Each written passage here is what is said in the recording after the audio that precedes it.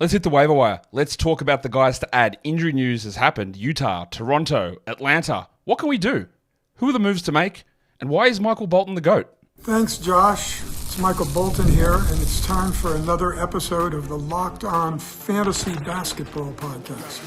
Let's get to it. Let's get to it, indeed. You are Locked On Fantasy, your daily NBA fantasy podcast. Part of the Locked On Podcast Network. Your team every day. Hello and welcome to the Locked On Fantasy Basketball Podcast brought to you by Basketball Monster. My name is Josh Lloyd, and if you ever come to Melbourne and you're thinking of ordering a coffee, just be aware. There's all these things that will tell you these special types of coffee that are available in Melbourne. Order a Magic. Have a Piccolo. It's all a lie. Unless everyone's lying to me as well. What are you talking about? Those don't exist. I'm also the lead fantasy analyst at basketballmonster.com, and you can find me on Twitter as always at redrock_bball, on TikTok at redrock_bball, and on Instagram at LockedOnFantasyBasketball. Today's episode is brought to you by FanDuel. Start the season with a big return on FanDuel. New customers can place a $5 bet and you'll get started with $150 in bonus bets. If you win your first $5 bet, go to FanDuel.com to get started. Thank you also for making Locked On Fantasy Basketball your first listen every day. We are free. We're available on all platforms. So give it a thumb and a double bang and leave your comments and go to LockedOnDaily.com as well and get the newsletter for your favorite team. Waiver Wire Show. Disclaimer time. I'm not going to cover every single player. It's impossible. I'm not going to do it. I'm not going to have an opinion on 500 guys every single show. So there will be some guys that I don't talk about. There'll be some guys that you go, what about this player? And I'll get you, well, he's rostered in 95% of leagues. Apologies that your league doesn't fall into that grouping. That's very hard to cover off. So look, we try and cover as much as we can. But there will be times when there's a name that just slips my mind. And that happened yesterday when we talked about the Atlanta Hawks, and I was talking about their lack of guards, and I completely forgot that Garrison Mathews was an option. Garrison Mathews will be in the Kevin Huerter type points, Jordan Hawkins, points, threes, streamers while everybody is out. So yeah, that one was a mistake. We'll talk about him a little bit more later, but that was a mistake that I didn't mention him. So just getting that one covered off, talking about it right now. Let's talk about waiver wires. Let's talk about the guys that have been added the most, and now we've got some usable Fantrax data as well, so I think that's really interesting to take a look at. Who's been added, who's been dropped in those spots. We've got Basketball Monster data, we've got Yahoo data, we've got Fantrax data to take a look at. The most added player in the last 48 hours on Basketball Monster is Payton Pritchard. Obviously, he was ridiculously good in the last game. He's had some really strong games. Now, if you scroll back to opening night, what did he score? 0 points or something? Like, he was bad. The role there is really interesting. Is it because Sam Hauser's out? Is it because Sam Hauser was out? Possible. Is Pritchard a 23-minute-a-night player or a 19? I also don't know. But people have added him, and I don't blame them. Kevin Huerter, also the second most added player. That one, I'm like, okay. Now, some of that was streaming in because yesterday there was a back-to-back for the Kings, plus we're talking about a low-volume day. So I get that. And he played well, and he got those blocks. But we know what Huerter is. The thing with Huerter, though, is that there is a repeated pattern of what he does. He will get hot, he'll do it for 2 weeks, and then he'll get cold, and he'll do it for 4 weeks. I believe the key, and this is definitely something that may not be repeatable at all, even though it's repeated about 5 times through his career, is that if you see 2 big ones, giggity, from Kevin Huerter, add him, because you get the feeling you'll get 6 of them or 7 of them, and then it will just stop. That's the Kevin Huerter under Mike Brown experience. So rather than wait for 4 or 5 games of data and then go, I'll add Kevin Huerter, and then you're 1 game away from disaster, maybe do it earlier. Now, he could easily just have 0 points, play 21 minutes in the next game. Totally possible. That happens with shooters. It is a variable skill set. Shout out Malik Beasley, Tim Hardaway, Jordan Hawkins, Buddy Hield, anyone. It happens all the time. But Huerter has a pattern of a hot streak and then a long cold streak. So what was one of the things we liked to talk about a lot last year? Get out ahead of it. Maybe get out ahead of this one. But he's been added. The top ads on Yahoo. Again, I don't want to double up names, so some of them. Payton Pritchard was also, I think, second top on Yahoo. But Scottie Pippen Jr., Ja Morant's still questionable. They're playing in big minutes. I imagine because Ja missed the game that he's not going to come in and play 34 minutes. And honestly, I don't know what this Taylor Jenkins plan is or when it ends. And Pippen's very good. Now, I find it very hard to believe that he will continue to do this by the time we hit December the 1st. But that's okay. Let's see what happens. The next guy is Ochai Agbaji, who I have never thought is good. Honestly, I think he's bad. But his last 3 games have been very good. And we did get the news on Scott Barnes, and it was an orbital fracture. One of the many, or I said like 3 different options of what it could be. I thought they would have announced that yesterday, so I sort of ruled that part out. Thought surely they would have known that when they ruled him out. Like, what more tests did they need? X-ray, fracture, better do another test. Like, I don't know what that was. But anyway, he's out at least 3 weeks, Scott Barnes. I don't know what they'll do. But I think that they will probably start Agbaji and Barrett at the 3-4, interchange them however you want. There's another option. It could be Jonathan Mobo. I would be pretty staggered if it's Chris Boucher, honestly. It could be, but I will be staggered, and I would not fall for the Boucher banana in the tailpipe. Old Lamana legend, Chris Boucher. I'm not going to do that. The other one to watch with I say Agbaji is one of the most added players there. Kelly Olynyk. Because when Kelly Olynyk returns, could he just start at power forward? And we know that if Kelly Olynyk starts at power forward and plays 27 minutes, it's Vince Carter. It's over. It's over for everyone. So, while Agbaji's fine to add, while Mobo's an okay flyer type, just take a look if Olynyk is there, because that might be sneaky. It's one to watch. On Fantrax, the 2 most added players, the first one is staggering, and it's Kevon Looney. Yeah, I know he played 20 minutes and 20-plus minutes the last 2 games, and he's been a good rebound streamer. And the Warriors had a back-to-back. That's all good. Outside of like a desperation rebound stream, there is no way that we need to look at Kevon Looney as a 12-team league. I just don't fall for that. Streaming is honestly, we have a 12-team league standard setup with 156 players rostered. That's your standard. You might have 168 and have 14 man, whatever it is. But I would say, conservatively, I don't know what the answer to this is. I don't even know how to find it. But in a league that size, I would say through the year that we have 300 players end up on rosters. Maybe 350 out of the 550 that play in the NBA. So streaming can be applicable to many different players. We might be chucking in a Malginha Pereira, one of my favorite random names to ever use. And I think it'll get replaced when we talk about sex tape legend Ray J. Dennis. He didn't do a sex tape, but the name's Ray J, so it's funny. If he ever gets a game, even though he was cut, he's not on the roster. Watch out for him. Where did I get distracted there? Yeah, that amount of players will find their way onto 12-team rosters. So Kevon Looney, like, streaming with anybody, yeah, might work, might not. Let's try it. Individual specific things happening, all good. But I don't see that as a long-term thing. The other one, James Huff, the Magic Dragon, I'm interested in. Zach Edey's not only bad but injured. Brandon Clark just sucks. Huff got converted, which is a very good sign. Shout out to Vince Williams, G.G. Jackson. That Memphis goes, oh yeah, we're in here. And Scottie Pippen. They have got some of the best two-way success rate we've ever seen. And the stuff is that when they get these two-way guys, we look at it and go, man, they've got some really good two-way guys. That's a standard thing as well. Will Huff get the starting job? Probably not. Could Huff get the 25-minute backup Onyeka Okongwu role? Wouldn't rule it out. It might do nothing. And Joe Mullinax, host of Locked On Grizzlies, I saw a tweet out going, hey, it is distinctly possible that in 4 weeks' time, Huff and Pippen and LaRavia are Pippen's playing 15 minutes and the other guys are playing 0. That's possible, and that is possible because there's so much weirdness going on. But who cares? Let's go and add James Huff. And I say James because it's funny.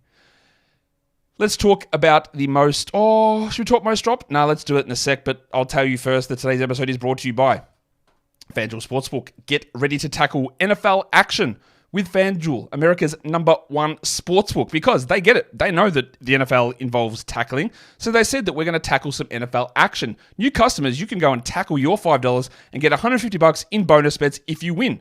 The FanDuel Sportsbook app gives you everything that you need to place live bets on the NFL, all in one tackling place. So in the middle of the game, you're watching something happen. The man with the helmet hands the ball to somebody who gets tackled, and you go, ooh, maybe that tackle will happen again. So you can open up the app where you would place those live bets, and then you can go in there and you can see all the stats. You can see the play-by-play. You can see how many times they kick it in a game called football, and probably pretty low. I don't know if there's any bets on that, but you can go and check that out over on FanDuel, which is, of course, America's #1 sportsbook. Go to FanDuel.com today. And join today and get started with $150 in bonus bets if you win your first $5 bet. That is FanDuel.com. And I bet you think that I'm an Australian who doesn't know anything about football. Yeah, not true. Shout out to old mate, Miami Dolphins running back legend Kareem Abdul-Jabbar. Never waste a hunch and make every moment more with FanDuel, an official sportsbook partner of the NFL. And don't forget to gamble responsibly. Okay, let's get back in and talk about who was dropped across the different fantasy formats and whether they are correct decisions. The most dropped player, according to our Basketball Monster numbers, is Ben Simmons. I get it. I get it because he hasn't been very good, but we always knew he was going to sit one of these back-to-backs, or maybe we didn't know. We sort of highly expected it. He's back playing today. I actually don't have too much of a problem if you wanted to drop Simmons. I think that it is a little weird to bulk drop him because you sort of had that expectation, but whatever. And then the next most dropped player is Julian Champagnie, which is interesting. It's interesting. He was great in game one, and then reality set in, and he is a good player, but there's a likelihood that Vassell comes back and, does he actually play minutes over Keldon Johnson? Does he play minutes over Steph Castle? Seems really unlikely. So I get making a... Sometimes you have to... That's one of the other secrets of fantasy. Secrets, not that secret. You're going to make preemptive moves. You might say, this is stupid. Why wouldn't you wait until Vassell comes back to drop Julian Champagnie? And I get it, but that's not everyone's situation. Your life doesn't reflect their life. Because they might be in a situation where they go, like, okay, I'm in a pretty good spot. He's my worst player. What if I make a move for Dick? What if I add Ochai Agbaji because perhaps the Vassell thing ends in 2 days and then Barnes is out for 3 weeks and I sacrifice 1 or 2 short-term days for 3 weeks of value? Or I try a Garrison Mathews or a Zach Grissichet or whatever it is. Or we take a flyer on a random white center in Utah. You sometimes, and this is trades, it's waiver moves, it's even just your general team, like I've say all the time. If you lose week 1 in fantasy, don't worry about it. You wait for settling. You wait to see sort of what's going on. You're not streaming aggressively to win every category at every moment. Short-term pain, long-term gain.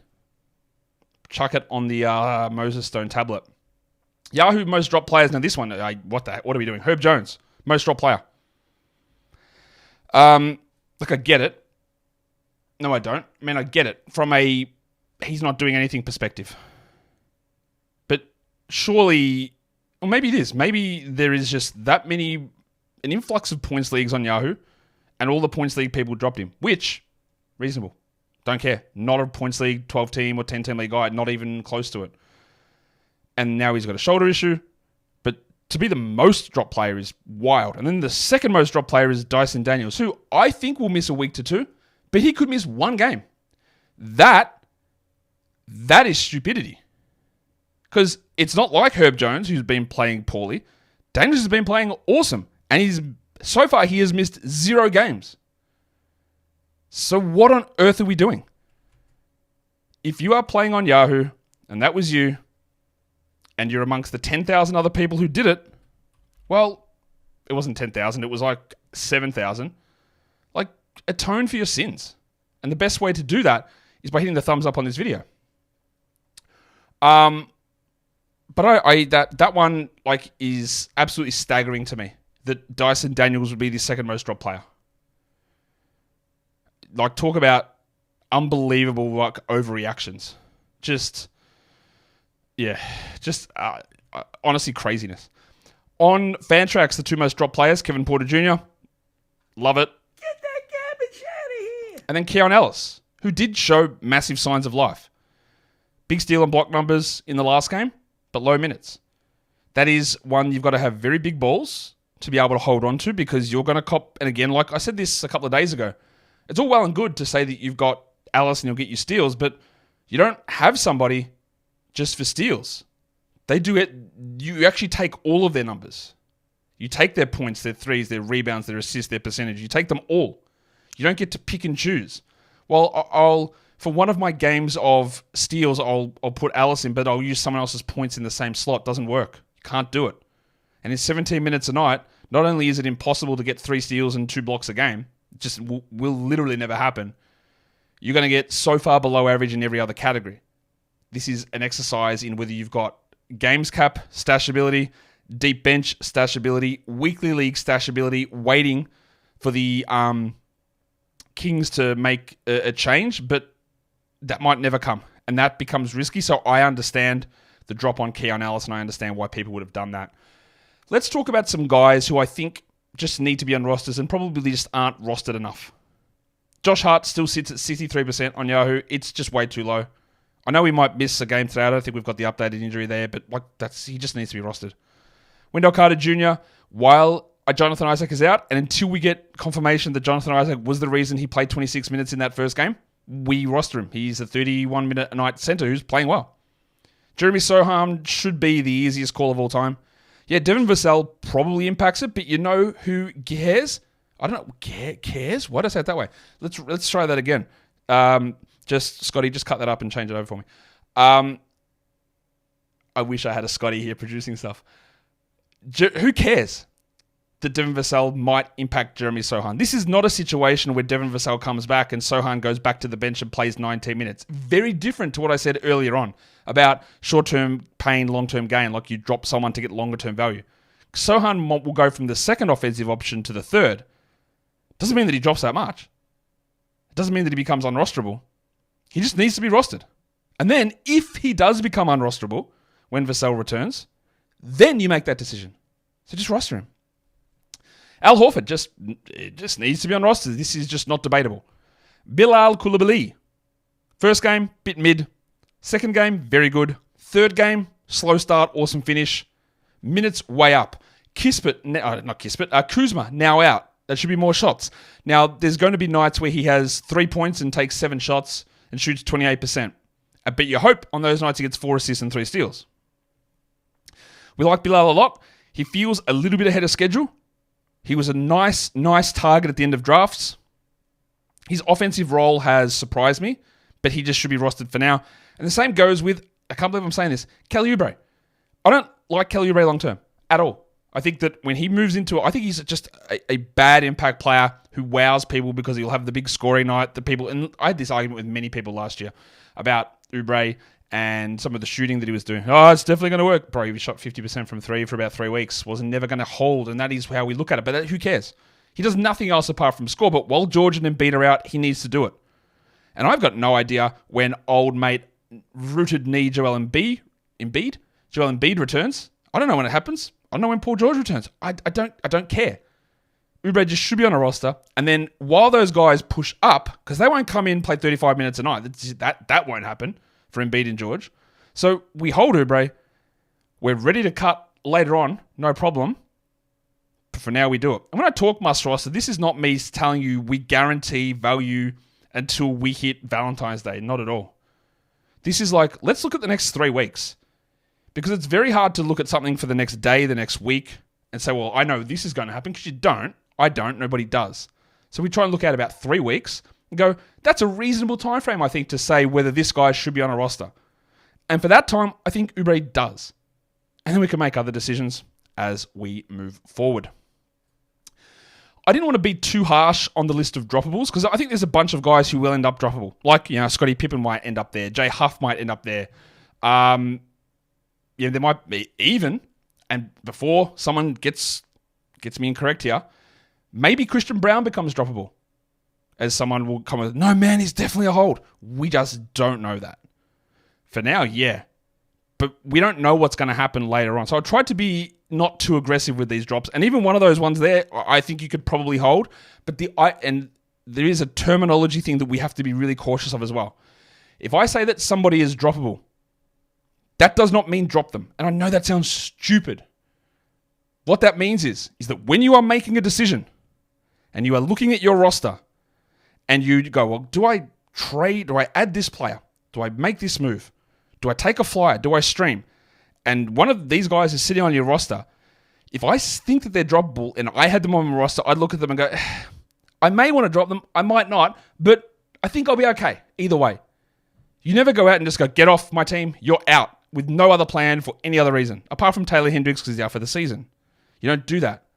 So when we talk about droppable, it's like, it's more like saying not hold under all circumstances, which is just a mouthy way of saying droppable.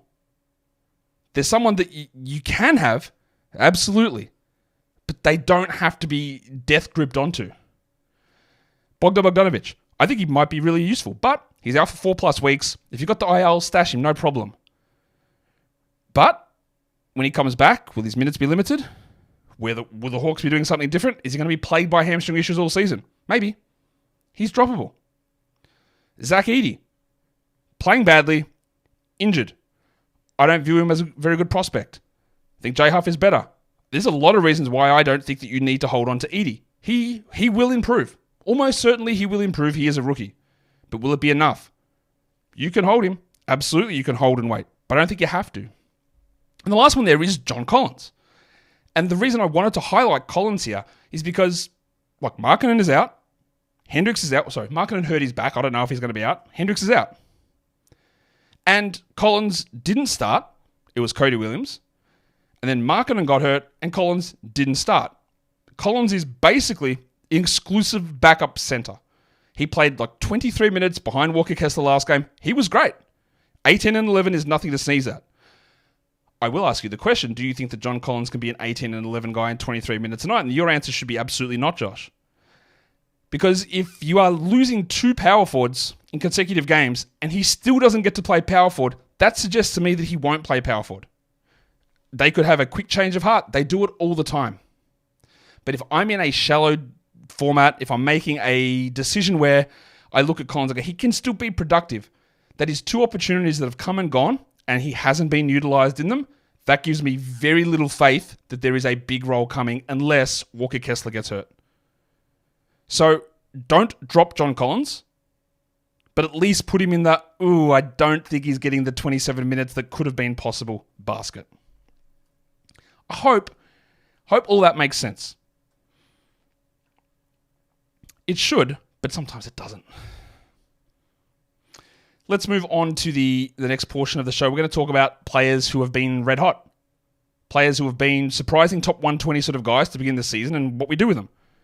Top 3 names on that list for YouTube videos are category guys. The bottom 3 are points league guys. Kris Dunn, he's been really good. Again, very hard to be a 22-minute-a-night consistent impact fantasy category league player. He got huge steals last game, but I think he's playing more minutes than like a Keon Ellis. He plays more minutes than Kevin Porter, but he's been really good. I think it's more 14 teams than 12, but there's nothing wrong with taking a look at him, especially when you are looking at the steals category and he can get some assists. He's a very good defender. Very, very good. Some value there.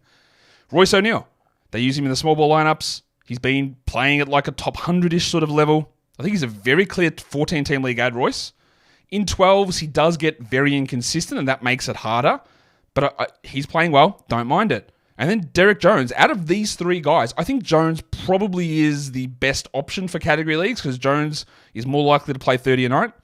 His steals are like 1.7 a game. But also his scoring is up. And if I have to make a decision between a 29-minute player or a 21-minute player or a 23-minute player, I'll usually just take the 29 when their production is sort of similar. And that's where we're at with Jones. Caleb Martin, putting up really good points league numbers. In category leagues, he is a guy we roster as well. But in points leagues, I think that there's a little bit more there for him. But again, everything changes for them when George and Embiid come back, and we'll see what they do with Martin. But more importantly, his usage will just drop off, as will his rebounds probably won't. Well, they might when he plays second unit stuff, because second unit now he plays with Yabusele. But when Embiid comes back second unit, he'll be playing with Drummond. Dorian Finney-Smith has been putting up good numbers as a points league guy as well. And while Clarkson's out today, while they are sort of figuring out what they're doing, he's playing good minutes. There's going to be stinkers. He's worth looking at as well, even in category leagues. And then Julian Champagny has been pretty good as a surprise top 120 player in points leagues and around that in category leagues. He's okay. We talked a lot about him earlier, so you can just scroll back and take a look at that. Let's talk about some players who at the moment I think are injury replacements. I should have grouped these guys together, but Zachary Ricochet and Garrison Mathews. Yes, there's Garrison Mathews. Hunter, we don't know about, but Bogdanovic is out, Daniels is out, Bufkin is out. There's just a lot of opportunities there in Atlanta for Ricochet to do more. Now, I think he's going to have some bad shooting nights, but he did supplement that with good defensive stuff. The role is going to be there, and there's just not that many guys who can actually have the ball in their hands. And the same goes for Mathews. Now, he's not going to do much apart from shoot threes and score, but that's also okay. We talked about Kevin Huerter doing that. So both of those guys are interesting injury plays, and this could be a long-term thing. No Krejci, no Bogdanovic, no Daniels, maybe no Hunter, no Bufkin. 2 Raptors, Grade A Dick and Jonathan Mobo. We talked about Abaji earlier, but just in case nobody has grabbed Dick in your league, Gradey's probably one to look at. I don't know when Emmanuel Quickley is coming back, but I know that Barnes isn't in 3 weeks, so he's not back. So there is still more opportunities. Now, Barnes has been the lowest usage guy between Quickley and Barrett and him so far, but yeah, Quickley played a half. So there's not as many shots to go around, but there's still a lot. Dick needs to do a little bit more than just shoot, but that's actually good enough in this sort of environment. And then Mobo's a flyer-ish type. I don't think they'll start him, but if he plays 25, we get interested. Speaking of flyers, let's go to the Utah big man, Kyle Filipowski, who not only came off the bench before John Collins in that last game with Hendricks out, but then when Markkanen went out, Filipowski started over him, put up a very good fantasy line, and I think that you add Filipowski and then we just see where it goes. I don't know if Markkanen's returning, but even the fact that he came off the bench first was really interesting. So I think you add him, that's a get out ahead of it one, and see where it goes. And then the other one there is an injury replacement is Nick Richards. When Mark Williams comes back, we don't care. But Richards is performing at a level well above what he did last season. The minutes are good. Charles Lee's getting him good stuff. And while Williams is out, Richards is the guy. Because I'm telling you who it isn't. It's not Moussa Diabate. Shout out to him. Some of the names that are worth mentioning, we're going to go back to Utah because the Padawan Collin Sexton was terrible last game. I don't know what's going on with him. And like I said yesterday, I was sort of warned about maybe a lack of role coming for him at some point, and there you go. Came really quickly. So I was way too aggressive on that, especially after the way they used him in the preseason. I think in shallow formats, you can move on from Sexton. Too much uncertainty with him. In 12s, I would probably like to hold, but it's worth a discussion. Corey Kispert is my priority after Bilal in Washington. They could start Valanciunas and put Sarr at the 4, or they could start Kispert and play like really small, or they could start 6'9" Keyshawn and George, which would make it. I'm very interested in what Keyshawn and George is going to do later this season too. But Kispert's worth a grab with no Kuzma there. Jordy Clarkson, he's starting over Sexton, and yeah, he's going to have some issues with lack of defensive stats and bad field goal percentage. So you be aware whether that makes sense in your team. He's also old, and I don't know how long he lasts playing those minutes. But he's at least worth a discussion. I talked already about Kelly Olynyk. But if he returns and he starts, then we are in. So that is one like where you might take a flyer and go, let's just wait and see the next 2 games and whether he plays or not. And then if Josh Hart is out, we just grab Juice McBride. I don't think Juice McBride can survive when the starting 5 is healthy, but the starting 5 is not healthy. And if Hart plays, then we'd move on. But he is absolutely worth a consideration. And the last one there, I have to do it. Hall Pass legend Lindy Waters III. He was awesome last game. Wiggins returning will have an impact. And the rotation's still very confusing. But Melton and Curry remain out. I think they'll remain out all week. And that means that Waters is going to be a part of things. I wouldn't look at him in 10 or 12 team leagues. I'd probably look in 16s. But he was good. He was very good. That consistency of role is where the question mark is going to come in. And that is a Waiver Wire show. So don't forget, if you are here, hit the thumbs up, hit the subscribe, leave your comments. And of course, go and double bang. Guys, we are done here. Thank you so much for listening, everyone. See ya.